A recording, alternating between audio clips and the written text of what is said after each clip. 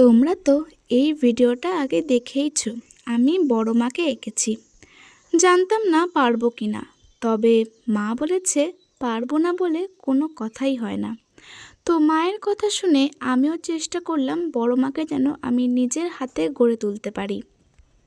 আসলে বড় মাকে আঁকার সময় আমার খুব ভয় করছিল, যেন কোনোভাবে এই ছবিটা খারাপ না হয়ে যায়।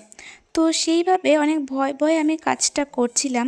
তবুও কি জানো তো, নিজের মনে ভালোবাসাটা থাকলে অবশ্যই সেই কাজটা অনেক সুন্দরভাবে শেষ হয়। আর বলো না, আমি কি পেরেছি মাকে ভালোভাবে সাজাতে? বলো না, আমি কি পারবো মাকে সম্পূর্ণ রূপটা দিতে? জানো তো, আমার একটা দাদার কথা আমার খুব মনে পড়ে।